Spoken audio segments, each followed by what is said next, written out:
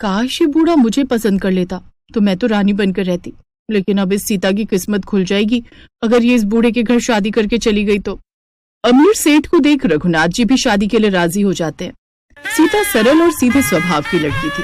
अपने बाबूजी के कहने पर वो धनी सेठ से शादी कर लेती है और धनी सेठ के साथ अपने ससुराल शहर चली जाती है। अपना बड़ा सा घर देखकर वो खुश हो जाती है। ये इतना बड़ा घर हमारा है क्या? हाँ सीता, ये घर आज से हमारा है और तुम एक घर की मालकिन। ऐसी शादी को 1 महीना बीत जाता है और अब सीता धनी सेठ के साथ अपने बाबूजी और अपनी छोटी बहन से मिलने घर आती है। अरे आओ आओ सीता बेटी, कैसी हो? और दामाद जी कहाँ हैं? जी बाबूजी, बस वो बाहर गाड़ी लगा रहे हैं। बाबूजी, आप उस 55 साल के बूढ़े को अपना दामाद बोल रहे हो?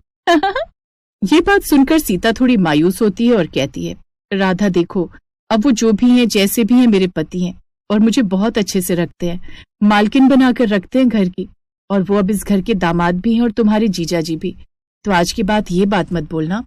अरे दीदी, आप तो बुरा मान गई। दीदी, ये हार क्या सच में सोने का है? इतना बड़ा हार? हाँ राधा, ये सोने का है और एक नहीं, ऐसे बहुत हार बनवाए इन्होंने मेरे लिए।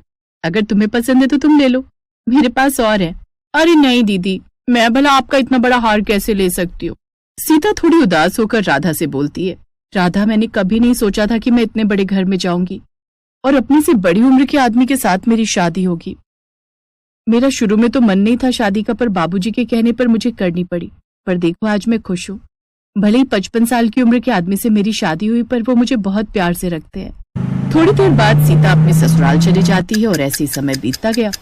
पर राधा के मन में सीता का घर और पैसे खटक रहे थे और हर समय उसके दिमाग में वो गाड़ी, सोने का हार और ढेर सारी धन दौलत मालिक के सपने चल रहे थे।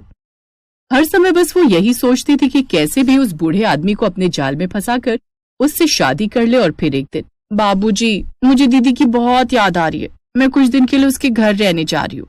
ऐसा कहकर राधा अपनी बड़ी बहन के ससुराल आ जाती है। अरे राधा, तुम यहाँ?